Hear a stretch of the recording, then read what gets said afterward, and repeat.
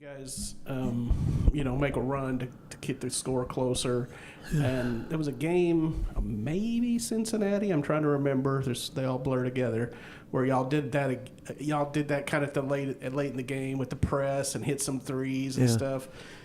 Is that something you can do more of since it's been effective? I mean, it's hard to do that for 40 minutes and stay out of foul trouble. Yeah. No, I think first it's as a coach, you're always proud that you compete for 40 minutes and you're never out of the fight. And the second thing is in basketball, things can change so quick. We've pressed because that's really what got us back in it. We've pressed throughout the year at different times. Normally, if it worked all the time, we'd press all the time. But with a short bench, we don't have a luxury for that. And then also, teams are really good. If you don't get a steal, they might get an easy on the other end. And so that's why coaches tend to not press as much, especially conference play when there's so many one-possession games. But I thought we did a really good job with it. And that's something we've always had in our arsenal. Scott, you got the first conference win at home, finally. Got that out of the way. How big is this one in terms of getting the crowd out and getting them behind you in a game like this? Well, I think first and foremost, we're playing a lot better basketball. In the last 3 games, we've done a lot of good things, and hopefully we keep building off of that. Again, all the fans that have supported us, we want to give them good memories. We don't want them walking away depressed. We appreciate them and all they mean for our program. So obviously BYU's been ranked most of the year, been a top 10 team most of the year, arguably the first, second pick in the draft all year long they've talked about. And we know Rob's a great player. He was really successful and did a great job for us here. Richie Saunders is another person a lot of people think will be drafted, really talented player. So that's a great thing about people in Waco. You get to see pros. You get to see a high-level basketball. And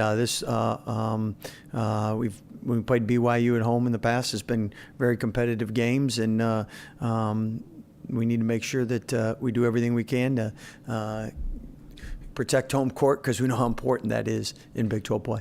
Somewhat related to that, Oklahoma State just got fined for the chance that they had. How do you control that? What's your message to the fans about not getting involved in stuff like that? Well, I think one, we appreciate the fan support. We appreciate them coming here and having fun.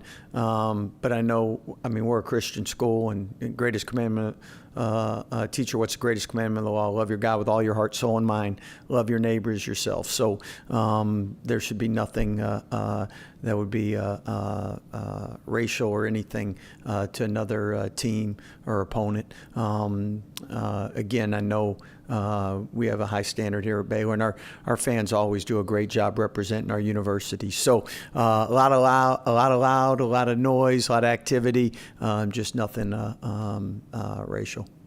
Maybe the only person on this team that knew Rob was Cam for half a season. Obviously, that his return is going to bring up some emotions for Baylor fans. But how do you expect this game to play out with him coming back and obviously 2 teams that really do need a win? Yeah, I think our fans, he provided us a lot of great memories last year. Rob's a great young man. We like cheering for him a lot more than playing against him. But it is what it is. That's college athletics. So anybody that comes in here shouldn't feel comfortable. And the louder we are, the more intimidating we are, the better it helps our team. What were your kind of last conversations with him like? And, obviously that was an emotional situation. There really wasn't any conversation. So that was, again, it was a call to compliance, and that was that. You mentioned, obviously, you got to expect noise and things and keep it above board. But, do you expect the fans probably will let him hear it a little bit? I mean, that's what makes college basketball fun. It makes people want to go to games. I mean, we expect our crowd to be intimidating, and as long as we don't cross the line, that's part of the home court advantage. And at the end of the day, I know when we go on the road, you face hostile crowds, and that's why it's partly hard to win on the road. And again, Rob, when he played here, a lot of good memories. Obviously, it's hard anytime people leave your program, but that happens more and more. You prefer it to be not after they sign a contract with you, but it is what it is. Back to the Iowa State game for a second. You guys score to get to 6. I think Cam hit a couple free throws. And then they ran off like 20 seconds before you fouled. Yeah. I mean, was the plan there to foul sooner? Yes. So again, I think with us, every game is a growing experience, and part of the tough thing of having all new players is it's hard to cover every game-ending situation, and probably if it was a 1, 2, 3 point game that got to 6, it'd have been a little different. But you came back from so much, maybe that doesn't normally happen. You don't go from down 15 with 2:47 to go and you get it within a possession. So something that we can learn from and grow from. Again, for about 32 minutes, we really played really good basketball, really competed. And we're making strides. We're getting better. And, again, the more situations we're in like that, the better we should be to the stretch run. And proud of how our guys are fighting, competing. We had 3 guys play 40 minutes. And, again, you can always succumb to fatigue or give up. And there was none of that. Obviously, this stretch run that you're mentioning comes with 4 or 5 ranked teams in a row. How mentally and physically prepared are these guys for, quite frankly, a gauntlet? Yeah. Well, I think all the Big 12's a gauntlet, regardless if there's a number in front of the team or not, because, again, why our conference is always ranked so high is not because of 1, 2, 3, or 4 teams. It's the top to bottom that makes it so competitive and makes it so hard. And at the end of the day, these are great opportunities. So you come to college to play in games like this and for opportunities like this. And again, this special year in the Big 12 with so many teams having a chance, in my opinion, to make a Final Four. And I think in years past, maybe there were 3, 4, and really there were 2 that had a good chance maybe. And then, but I mean, we got a lot of depth this year. When you look at as the broadcast referred to it, the big 3 for you guys with Obi, Tunde, and Cam, how much do you feel like you have to rely on them? And then if they're going to compete against these top tier teams, what kind of game do they have to play? Do you think, I mean, does it have to be like one of those 60%, 70% shooting nights? Yeah. No, I think as our defense has gotten better, that'll give you more, and us taking care of the basketball.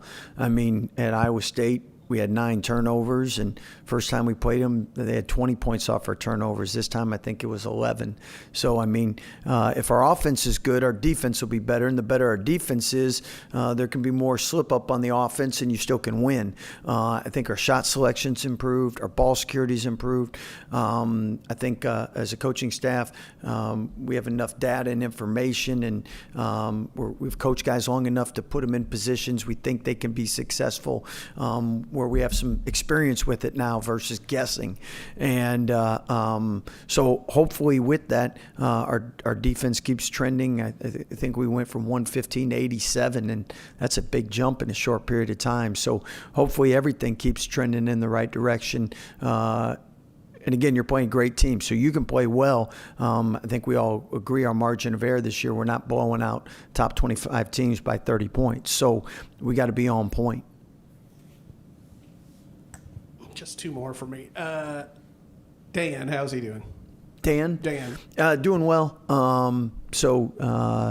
Mentally, he's good. He did a great job with the team on the bench. Obviously, we like him on the court more than on the bench. So he'll keep progressing. And when he says he can go and Dave says he can go, he'll go. And then Isaac fouled out the other day. I think it's like 5 times he's fouled out this year. Yeah, he doesn't foul, he says. Well, and that probably happens occasionally. But how do you kind of work with him on just, limiting that? Yeah, I think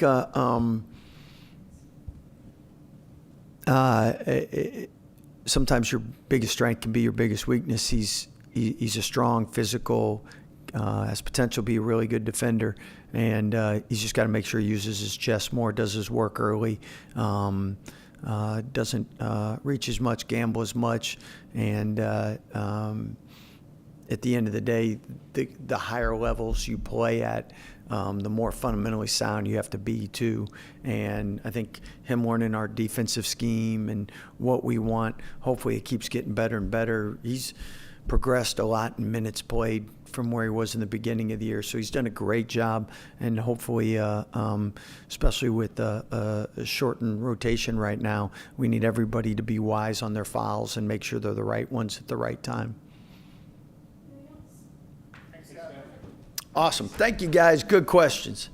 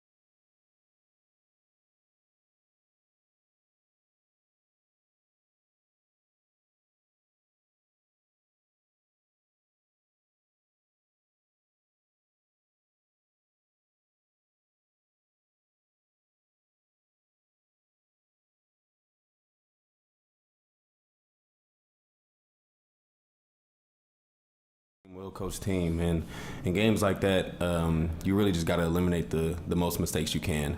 A lot of the mistakes that we had, if we would have eliminated them, we would have had a better chance to win the game at the end. But those early mistakes did cost us at the end, and I feel like we fought to the end. So credit to the team for fighting. Isaac, Coach said you never foul, but you fouled out 5 times now. How do you get better at that? How do you kind of, because you got to play with aggressiveness, but maybe controlled aggressiveness? Yeah, I mean. Or pay the refs? Yeah. I mean, probably just not getting them early and kind of just seeing how they're calling it from the beginning. Because, I mean, I can't be fouling like that. But, man, I'm just trying to be physical out there. Sometimes they call it a foul, and I just got to read it better, what they're calling throughout the game, and just play off of that.